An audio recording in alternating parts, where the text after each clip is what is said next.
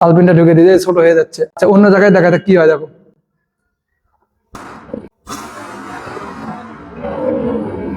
আসসালামু আলাইকুম, কেমন আছো সবাই? আশা করি সবাই অনেক অনেক ভালো আছো। আজকে আমরা তোমাদের জন্য খুবই গুরুত্বপূর্ণ একটা ভিডিও নিয়ে হাজির হলাম। ভিডিওটি টাইটেল তোমরা বোর্ডে দেখতেছো, নিঃসরণ। আজকে আমরা এই ভিডিওতে নিঃসরণ নিয়ে তোমাদের একটা ক্লিয়ার কনসেপ্ট দেওয়ার চেষ্টা করব। চলো তাহলে আমরা ক্লাসটা শুরু করি। নিঃসরণ ইংলিশে বলা হয় ইফিউশন। নিঃসরণের সংজ্ঞা আমরা বোর্ডে দিয়ে রেখেছি সরু ছিদ্র পথে। তাহলে নিঃসরণ হওয়ার প্রথম কন্ডিশন সরু ছিদ্র পথ। সরু ছিদ্র পথে উচ্চ চাপ থেকে কোনো গ্যাস নিম্ন চাপের দিকে, উচ্চ চাপ থেকে নিম্ন চাপ। তাহলে অঞ্চল কয়টা এখানে? অঞ্চল এখানে হবে দুইটা, একটা হচ্ছে উচ্চ চাপ অঞ্চল, একটা হবে নিম্ন চাপ অঞ্চল। সজোরে সজোরে বেরিয়ে আসার যে প্রক্রিয়া, এটাকে বলা হয় নিঃসরণ। সরু ছিদ্র পথে উচ্চ চাপ থেকে কোনো গ্যাস নিম্ন চাপের দিকে সজোরে বেরিয়ে আসার প্রক্রিয়াকে নিঃসরণ বলে। নিঃসরণ অঞ্চল হচ্ছে দুইটা, একটা হচ্ছে উচ্চ চাপ অঞ্চল, একটা কি নিম্ন চাপ অঞ্চল। আর ব্যাপনের ক্ষেত্রে অঞ্চল ছিল দুইটা, একটা উচ্চ ঘনত্বের অঞ্চল, একটা ছিল নিম্ন ঘনত্বের অঞ্চল। তাহলে উচ্চ ঘনত্বের অঞ্চল থেকে নিম্ন ঘনত্বের অঞ্চলে কঠিন তরল বায়বীয় যে কোনো পদার্থ ছড়িয়ে পড়ার প্রক্রিয়াকে ছিল আমাদের ব্যাপন। আর নিঃসরণ কি? সরু ছিদ্র পথে। সরু ছিদ্র পথে উচ্চ চাপ থেকে কোনো গ্যাস নিম্ন চাপের দিকে। তাহলে নিঃসরণের ক্ষেত্রে মেইন হচ্ছে চাপ। চাপের পার্থক্য ছাড়া নিঃসরণ হবে না। তাহলে অবশ্যই চাপের পার্থক্য থাকতে হবে। একটা উচ্চ চাপ অঞ্চল, একটা হচ্ছে নিম্ন চাপ অঞ্চল। এবং উচ্চ চাপ থেকে কোন দিকে যাবে? নিম্ন চাপের দিকে কোনো গ্যাস বেরিয়ে আসার প্রক্রিয়াকে বলা হয় নিঃসরণ। তাহলে ব্যাপন কি হয়? কঠিন তরল বায়বীয় যে কোনো পদার্থের। তাহলে নিঃসরণ শুধু হয় কার হয়? গ্যাসীয় পদার্থের হয়। নিঃসরণ কার হয়?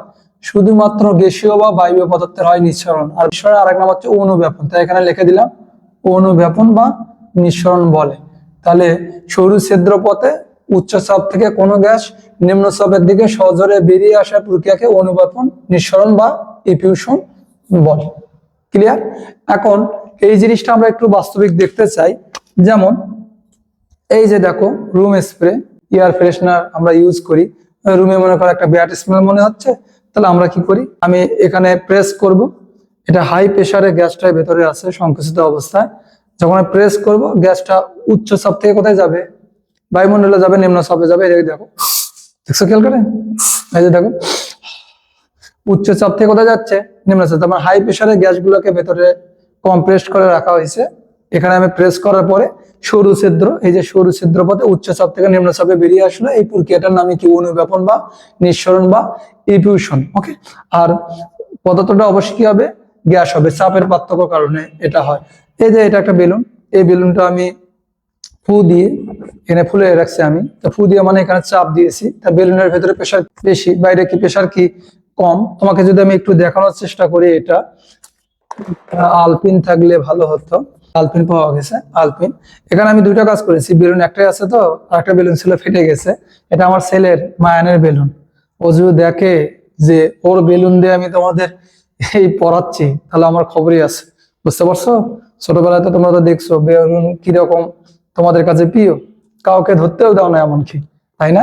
সেই বেলুন দিয়ে তোমাদেরকে দেখাচ্ছি। তাহলে এখানে দেখো একটা কস্টেপ আমি দিয়ে রাখছি। ক্লিয়ার? আর এই দিকে কিন্তু কোনো কস্টেপ নেই। তার মানে এই দিকে যদি আমি আলপিন দিয়ে ফুটা করি, বেলুনটা কিন্তু ফটাস ফটাস করে ফেটে যাবে, ভয়ঙ্কর একটা অবস্থা হবে। তা যেহেতু বেলুন একটাই আছে, তা কস্টেপের এখানে যদি আমি দিই, আস্তে করে দেখো, ফুটো করে দেখাই, দেখো আস্তে করে দেখাচ্ছি, এই যে বের হয়ে যাচ্ছে। খেয়াল করছো? আলপিনটা ঢুকে দিয়ে ছোট হয়ে যাচ্ছে। আর যদি অন্য জায়গায় দেখাই, দেখো কি হয়, দেখো খেয়াল করে। আচ্ছা, অন্য জায়গায় দেখাতে কি হয় দেখো, দেখছো অবস্থাটা কি? তার মানে এই যে আলপিন, যখন আমরা কস্টেপের উপর আমরা দিয়েছি, তখন উচ্চ চাপ থেকে বেলুনের ভেতরে বায়ুর চাপ বেশি ছিল, উচ্চ চাপ থেকে নিম্ন চাপের দিকে বেরিয়ে আসতেছিল।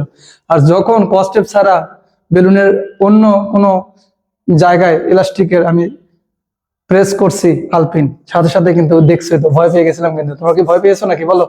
এখন এই জিনিসটা একটা এক্সাম্পল দেখো, একটু আগে তো দেখলে একটা এক্সাম্পল। এই যে আমরা সিএনজি বলি, সিএনজি সিএনজি সিএনজি মানে কি? সিএনজি গাড়ি আমরা বলি কম্প্রেসড ন্যাচারাল গ্যাস।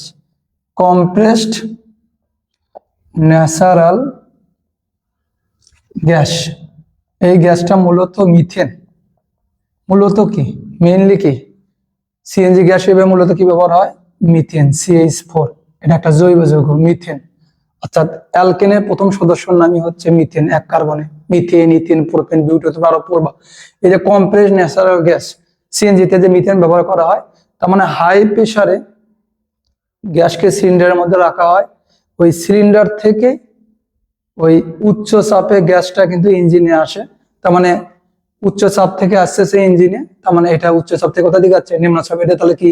নিঃসরণ। বাসা বাড়িতে আমরা কিন্তু এলপিজি গ্যাস ব্যবহার করি। এলপিজি, এলপিজি মানে কি? Liquefied petroleum gas. Liquefied petroleum gas, এটা মূলত দুইটা গ্যাস, একটা হচ্ছে প্রোপেন ও বিউটেন। প্রোপেন ও বিউটেন, প্রোপেন ও বিউটেন, এটা হচ্ছে অ্যালকেন। অ্যালকেনের থার্ড মেম্বার প্রোপেন, C3H8, এটা হচ্ছে প্রোপেন। C4H10, এটা হচ্ছে কি? বিউটেন। তাহলে লিকুইফাইড পেট্রোলিয়াম গ্যাস, এটা হচ্ছে তরলীভূত একটা পেট্রোলিয়াম গ্যাস। এটা হচ্ছে এলপিজি গ্যাস, যেটা বাসায় আমরা ব্যবহার করি। এটা দেখো তো, হাই প্রেসারে গ্যাসকে তরল অবস্থায় সিলিন্ডারের মধ্যে রাখা হয়েছে। যখন আমাদের রান্নার সময় আমরা কি করি? এই উচ্চ চাপ থেকে গ্যাসটা আসে, যখন গ্যাসটা কিন্তু বের হয় তখন কিন্তু তরল আকারে আসে না, যখন গ্যাস আকারে বের হয়। কি আকারে বের হয়? গ্যাস আকারে। অর্থাৎ আমরা যখন রান্না করি, যদি রান্না করা ছাড়া আমরা যদি এলপিজি গ্যাসের একটা সিলিন্ডার খুলে রাখি এবং আমরা ঘরের কোনো একটা জায়গায় দাঁড়াই, দেখবে তুমি গন্ধ পাবা। গ্যাসে কি পাবা? গন্ধ পাবা। আর যখন জ্বালানি হিসেবে পুড়ে যায় তখন আমরা এই গন্ধটা বুঝতে পারি না, কারণ অনেক সময় গ্যাস সিলিন্ডার লিক হতে পারে। এই জন্য আমরা যেন গন্ধটা বুঝতে পারি, এর জন্য এর সাথে মার্কাপ্টান নামে একটা পদার্থ ব্যবহার করা হয়। মার্কাপ্টান, যখন আগুন জ্বলে তখন পুড়ে যায়, আর যখন আগুন জ্বলে না, সিলিন্ডার থেকে গ্যাস বের হয়, এই মার্কাপ্টানের গন্ধ দেখে আমরা বুঝতে পারি যে এই সিলিন্ডার লিক হয়ে গেছে, আমরা যেন সাবধানে থাকতে পারি। তার মানে তোমাদের মনে হতে পারে এটা কি তরল বের হয়ে যাচ্ছে কিনা? না বাবা, সিলিন্ডার থেকে যখন গ্যাস আসে, তরল গ্যাস তখন কি আকারে বের হয়? গ্যাস আকারে বের হয়। চুলা জ্বালানোর সময় গ্যাসের সিলিন্ডারে মুখ খুলে দেওয়া হয়, তখন এটা গ্যাস আকারে বের হয়ে আসে উচ্চ চাপ থেকে কোথায়? নিম্ন চাপ। এটাই কি? নিঃসরণ। তার মানে দেখো, সিলিন্ডারটা তুমি খুলে দিলা, কিছুক্ষণ পর কিন্তু তুমি গন্ধ পাচ্ছ। তার মানে আগে হয় নিঃসরণ, আগে কি হবে? নিঃসরণ, পরে কি হবে? ব্যাপন। মানে গ্যাসের আগে নিঃসরণ হয়, পরে কি হয়? ব্যাপন। যতক্ষণ পর্যন্ত চাপের পার্থক্য থাকবে ততক্ষণ পর্যন্ত নিঃসরণ হবে, যখন চাপের পার্থক্য সমান হয়ে যাবে তখন কি শুরু হবে? ব্যাপন শুরু হবে। তাহলে ব্যাপন ও নিঃসরণ মূলত একই প্রকৃতির ঘটনা। চাপের পার্থক্য থাকলে হয় নিঃসরণ, চাপের পার্থক্য যখন থাকে না তখন কি হয়? ব্যাপন। তাহলে আগে হয় নিঃসরণ, পরে হয় কি? ব্যাপন। অনেক সময় তোমাকে বলে একাধিক গ্যাস দিয়ে যে কোনটার ব্যাপন বেশি কম, যেমন বললো কার্বন ডাই অক্সাইড এবং তোমাকে বললো অ্যামোনিয়ার মধ্যে কোনটা ব্যাপনের হার বেশি। তাহলে এইটার ভর আমরা জানি 17, এটার ভর কত? 44। তাহলে এই দুটা গ্যাসের মধ্যে যদি চিন্তা করি কার ব্যাপনের হার বেশি, তাহলে ব্যাপনের হার কার বেশি হবে? অবশ্যই অ্যামোনিয়ার ব্যাপনের হার বেশি। কেন? ভর যত কম তার ব্যাপনের হার তত বেশি, আর যার ব্যাপনের হার বেশি তার নিঃসরণও কি? বেশি। তাহলে এই দুটা গ্যাসের মধ্যে যদি আমি চিন্তা করি কার নিঃসরণ বেশি হবে, এই অ্যামোনিয়ারই নিঃসরণ কি হবে? বেশি হবে। অনেক সময় ভর না দিয়ে থাকে, বাষ্প ঘনত্ব দেওয়া থাকে। তাহলে বাষ্প ঘনত্ব দেওয়া থাকে, আমরা মনে রাখবো কোন গ্যাসে আণবিক ভর তার বাষ্প ঘনত্বের দ্বিগুণ। কোন গ্যাসে আণবিক ভর তার বাষ্প ঘনত্ব কি? দ্বিগুণ। অর্থাৎ যদি বলে কার্বন ডাই অক্সাইড বাষ্প ঘনত্ব কত, তাহলে বাষ্প ঘনত্ব হবে 22, আর 22 2 দ্বারা গুণ করলে কি হবে? আণবিক ভর। আর আণবিক ভরকে 2 দ্বারা ভাগ করলে আমরা কি পাবো? বাষ্প ঘনত্ব। তাহলে কোনো কিছু বাষ্প ঘনত্ব তার আণবিক ভরের অর্ধেক, আর কোনো কিছুর আণবিক ভর তার বাষ্প ঘনত্ব কি? দ্বিগুণ। তার কখনো যদি বাষ্প ঘনত্ব দেওয়া থাকে আণবিক ভর না দেওয়া থাকলে, তাহলে আমরা কি আণবিক ভর সেখান থেকে বের করে নিতে পারবো না। আর আণবিক ভর যত বেশি হবে তার ব্যাপনের হার বা নিঃসরণের হার তত কম হবে। আশা করি নিঃসরণ কি তোমরা এই জিনিসটা বুঝতে পারছো কিনা, বলো, সত্যি করে বলো, নিঃসরণ কি বুঝতে পারছো? তা তোমাদের ক্লাসটা কেমন লাগলো দেখে অবশ্যই কমেন্ট করে জানাবে, এবং এই ক্লাসের নোটটা মানে কেমিস্ট্রি কেয়ার ফেসবুক গ্রুপে সাবমিট করবে, এবং ক্লাসটা অবশ্যই ফ্রেন্ডদেরকে বেশি বেশি শেয়ার করবে। তাই পরবর্তী ক্লাস দেখার আমন্ত্রণ জানিয়ে আজকে এইটুকুই। এতক্ষণ সঙ্গে থাকার জন্য তোমাদেরকে অসংখ্য ধন্যবাদ। All the very best.